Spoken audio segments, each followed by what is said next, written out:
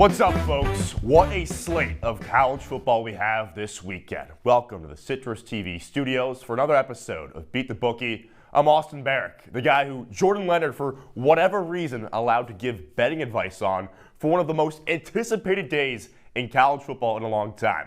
October 12th is here. We got Ohio State at Oregon. We got the Red River rivalry, and we got Ole Miss at LSU and a whole lot more. 2 weeks ago, we got the Bama-Georgia Instant Classic. Last week, there were upsets galore and chaos in Berkeley, California. I can only imagine what's going to happen this week. But before we talk more about the future, let's revisit what happened to my friend Andrew Sullivan on this program a week ago. Not good. Look, Andy will say, oh, he didn't do the parlay. That's his own fault, man. He thinks he's special. He thinks he's cute. He went 0 for 3 in the 3 big games, including taking Missouri. That Missouri spread at A&M never stood a chance. He did go, interestingly enough, 3 for 3 in the military academy games. I did appreciate the BYU future. We'll talk more about that later. Remember, folks, last Monday, September 30th, Luke Burgess went on TV here and claimed that Notre Dame was a, quote, under-the-radar team to make the playoffs. And because of how bad that take was, he was punished by CitrusTV for having to host the UNLV Orange Press Pass that began at 2 a.m. last Saturday morning. But Andrew, nearly 20 in the red there. You look at him, 4th out of 5 so far this semester. TA bringing us down there. He does not know ball. Ian does know ball. Unfortunately, had some tough luck. Jake Morrell is a clown. I mean, who works out 6 days a week just to get $6 of profit? Only a clown does that. That's kind of sad. Scotty, 95 with that parlay, putting us in the green because of that.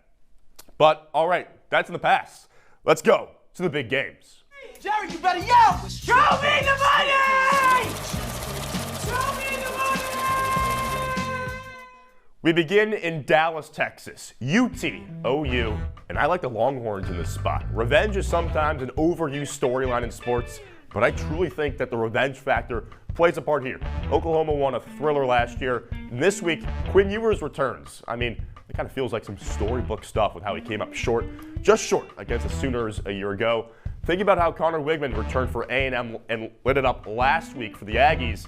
Ewers is like 4 times better than Wigman, so he'll be really, really good for Texas. I'm placing $10 on the Longhorns covering the 2 touchdowns. Next up, let's go to the headliner of the day. Number 2, Ohio State at number 3, Oregon. Conference realignment has its perks sometimes, and this game existing is evidence of that. This is going to be electric. So get this. This summer, before I even knew that this game would exist in real life, I played as Oregon and purposely played a night game at Austin because I wanted to feel how that awesome atmosphere would be, right? My opponent happened to select Ohio State. What are the odds? Oregon won. It would be the only game that I won this summer. Is that a sign? I don't know.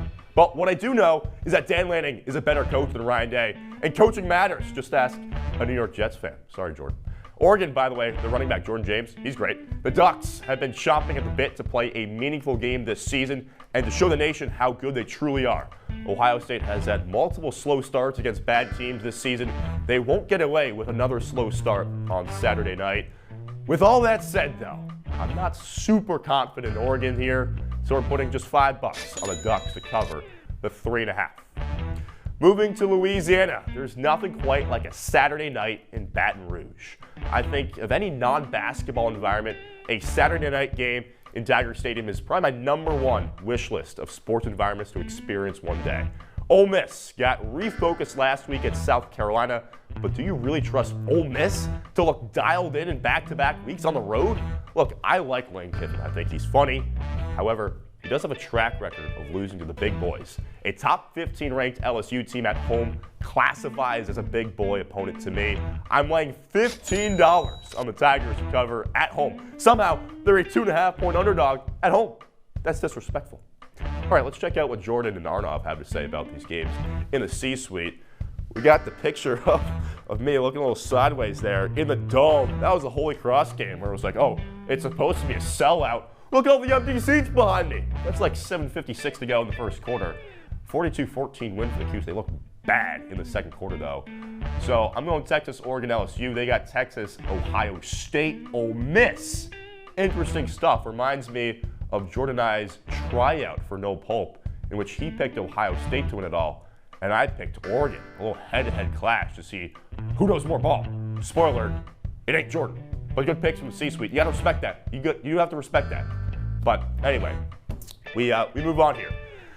It is time for the best bets. Let's talk Missouri UMass. I think that this is a major bounce back spot for Missouri after a miserable showing in College Station last week. Somehow, they're playing in Amherst, Massachusetts, an SEC team playing in Western Mass. What a world. Look, I'm really looking forward to my drive Sunday morning back home to Mass. I love knifing through Eastern New York in October. The fall foliage, listening to Rosillo give life advice, jamming to music. And for this Sunday specifically, I'm going to be extra amped up to watch Drake May start for the Pats. Trust me, Drake May is the guy. Anyway, at some point in the drive, I'll be like half an hour south of Amherst. Unfortunately for UMass, they're not good at football. Missouri wideout Luther Burden might make some of the UMass secondary guys rethink their football careers. The spread is 27.5. I say that Missouri beats UMass by at least 31. 4 touchdowns and a field goal, 31 points, by the way, the margin of victory for A&M over Missouri last week. Sometimes there is a method to my madness. I'm like $10 on this happening on the alternate spread there. All right, next up, let's move to Utah for Arizona and BYU. BYU has an awesome home field advantage. I bet on them at home against Kansas State a few weeks ago when K-State was favored in Provo. BYU shellacked them. BYU's home field advantage is even better when they play at night. For whatever reason, when the sun goes down in Utah, weird stuff happens. Just ask Caleb Williams why he couldn't win at Utah when he was at SC. On Saturday, unfortunately, get this, the sun sets in Provo, Utah at 6:50 p.m. Mountain Time. I looked this up. The game starts at 4 p.m. Eastern Time or 2 p.m. Mountain Time. Not ideal for my vision here. Very sad. But it should get darker at some point during the fourth quarter. So the play here is BYU minus 1.5 in the fourth quarter specifically. We'll throw just $5 on that specific thing to happen. All right, this next one, we're keeping it simple. Last week was a letdown spot for Bama, right? Vandy, what happened? This week is a bounce back and a get-right spot for them before their annual third Saturday of October game versus Tennessee. South Carolina is straight up bad. So we're tossing $10 on the side to cover the 3-touchdown spread at home. Out west, SC has a real problem winning in the Central and Eastern time zone, but this game, like I said, is being played in LA, so that doesn't matter, right? Seeing the number 4 ranking next to Penn State does not sit right with me. The only reason that they are highly ranked is because better SEC teams have stumbled recently to middle-tiered SEC teams. And by the way, the middle-tiered SEC teams are a whole lot better than the middle-tiered Big Ten teams. Bad job of Ian picking Sam Reese in the juicer, by the way. The line has moved in the direction of the Trojans this week. Anyways, I'm telling you, Penn State is really not a top 4 team in the country. I'm laying $10 on SC to cover the 4.5. All right, back to Baton Rouge for a second.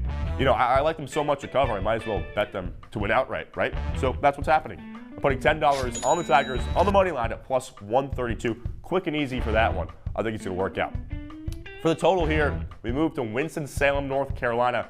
I associate Clemson at Wake, get this, as the game that Jordan and I were watching in Haven Hall 2 years ago when ESPN would cut away from the game and show Aaron Judge at bats as he tried to break the AL home run record. I know, specific memory. My mind works in mysterious ways. Clemson's offense, when it doesn't face a really good team, looks pretty competent. I know that NC State's defense isn't great, but Wake putting up 34 of them last week has to mean something. I hate betting totals, so we're putting just $5 on the over here of 60.5. For my future, we move to the NFL. I'm keeping it simple. The Chiefs, sadly, are winning the Super Bowl. The haters will say this is a boring pick.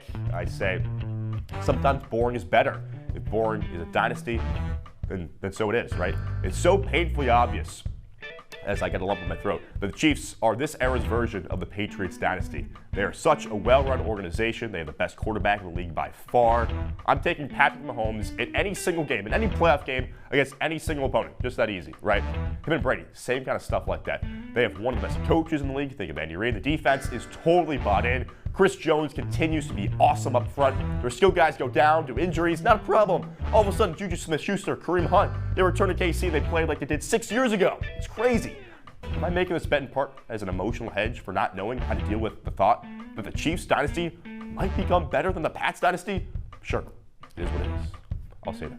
$10 on the Chiefs to win the Super Bowl, and therefore, three-peat. Crazy stuff. All right, let's see where all the futures stack up now. Pooch, he's in town this weekend. The Judge home run king, that one already won. He was really good. Aaron Judge was this season. Sadly, the Yankees are in the ALCS. Sklar, I mean, just like I said, that's looking pretty good. I mean, he's won series away. It's either gonna be the Tigers or the Guardians that they got to move through there. Morel, like I said earlier, like he thinks he's special with these two picks. Who does he think he is? That's ridiculous. The Boise State pick from Skyler looking pretty good right now. They're plus 125. Got TA picking the Bills. Homer, TA, what are we doing? The Bills do not have a shot of winning the Super Bowl. That could come back to bite me. Who knows? Ian, maybe Padres. I mean, they could potentially, maybe. And then, as I alluded to earlier with Andy and the BYU pick, I like that. You see mine there. Again, not the flashiest, not the sexiest, but it's probably going to win you money. A much better bet than any other NFL team would. All right, now it's time for the parlay. All right, we're at the vert here for the parlay.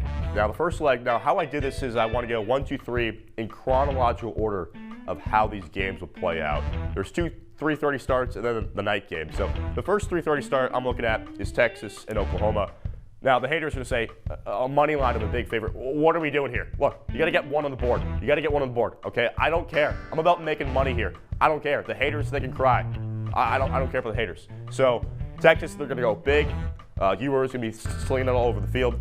The Sooners stand barely a chance in this game. Again, the revenge factor from last year plays a big part here in this rivalry game.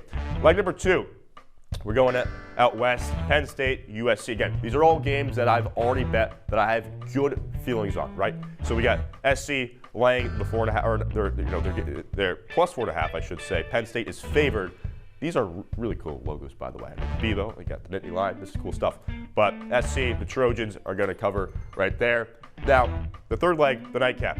LSU, wow, and Ole Miss. When you see these two logos match up, how could you not take the Tigers? I don't know how.